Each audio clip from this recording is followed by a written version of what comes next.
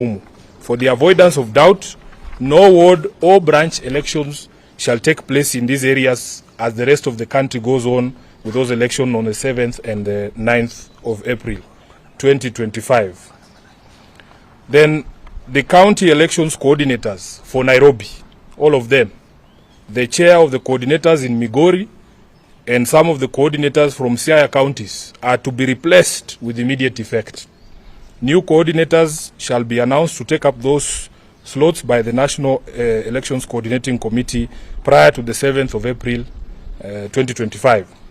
In addition, the party Central Committee this morning confirmed receipt of the resignation of the Honorable Abdisalan, who was until today our National Organizing Secretary, following his nomination for the position of PS. We offer him our best wishes as he goes for vetting this Friday and in his new role, should he get it. In the meantime, the committee has proposed Governor Ahmed Abdullahi G, who is the governor of Wajir, to take his place. Finally, the party takes strong exception to recent unfounded allegations made by some Azimio La Umoja leaders of alleged interference by ODM in the ongoing process of reconstituting the Iebc. For the record, this process is being conducted in full accordance with the NADCO report. It is also common knowledge that NADCO was chaired by none other than the Honorable Kalonzo Musyoka, the leader of the Wiper Party. Kenyans are fully aware that the inordinate delay in commencing this exercise was due to the failure to resolve the nomination of the Wiper representative to the selection panel. Following the support of ODM, both at the PPLC and in court, including affidavits sworn by our very own Junet Mohammed here, Wiper got its rightful slot, and as we speak, Wiper's nominee to the panel, Koki Muli, has been part of the process from the shortlisting to the ongoing candidate interviews. In fact, one of the candidates who've been shortlisted as a member of the commission is Honorable Musyoka's advisor, and this is fully within the candidate's constitutional right. Further, the law grants the selection panel the authority to determine its own procedures, granting it operational autonomy in executing its mandate. The panel should be allowed to independently execute its mandate without political interference or indeed any other interference. We view the accusation by a section of Azimio leaders as an attempt to preemptively discredit the panel and the outcome of the entire process. Kenyans have waited a very long time to have an electoral commission in place, and we will not countenance any attempts to derail or delay that process. That is the end of the statement, and I thank you for coming as always. If there are questions, we will take them. If not, we will supply you with copies of the statement as we have read it. But I will ask that if you have questions, Eric, I can see you. Please let it be within the purview of the matters we have addressed today. Yes.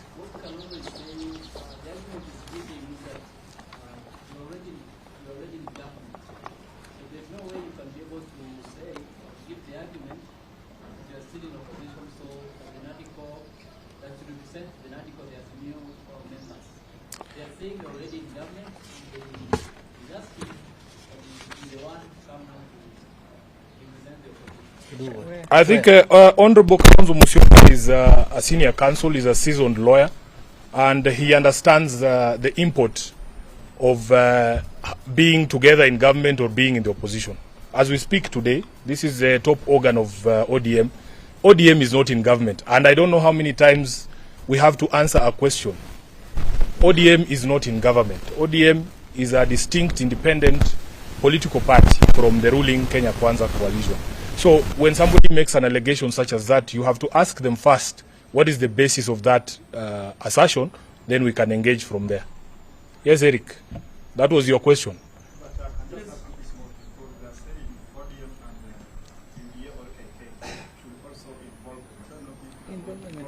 But Eric, we have stated in our statement that the selection panel.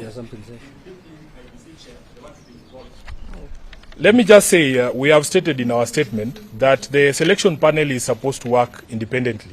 They are not consulting ODM on who's going to be the chair of IEBC. If that were the case, then we would call all those candidates here, and this team here would be the one to conduct the interviews.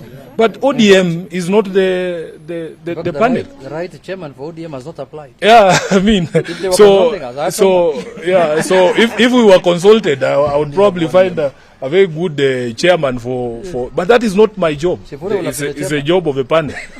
Yes. ODM is always talking of free and fair election. Please introduce yourself. My name is From? Iebc. Yes. Yeah. Most of the time, political parties are asking for the free and fair election. Now, when all parties are demanding for the individual representing Iebc, are we going to start for the free and fair election? That is why we set up a law that sets up an independent panel, because at the end of the day, Kenya has almost 100 registered political parties. Yeah, so that if you remember the process of how we arrived here, there was an ADCO process which Kalonzo and Honorable Ichungwa chaired. We agreed on the representation on that panel. We agreed that there would be representation from the minority side in the House, two, and then two from the majority side. We have a representative from the Law Society of Kenya. We have a representative of Iebc, the body governing accountants. Then we have a representative from the political parties liaison committee. And in fact, there is one who's supposed to represent non-parliamentary political parties. They are there. And then representatives of the religious community. That is a broad representation of the society in Kenya. It cannot be up to the political players alone. So for me, really, for anyone else to demand that they need to be consulted, yet they have representation on that body, is to be disingenuous. The argument by the Kalonzo expert, they are saying, when that was proposed, you were not biased, I think we have answered that question. When you allege bias, you must show that bias. And we are all very clear. You cannot force me to be with someone. ODM is a very bold party. The day that you decide to go with someone, you will do it.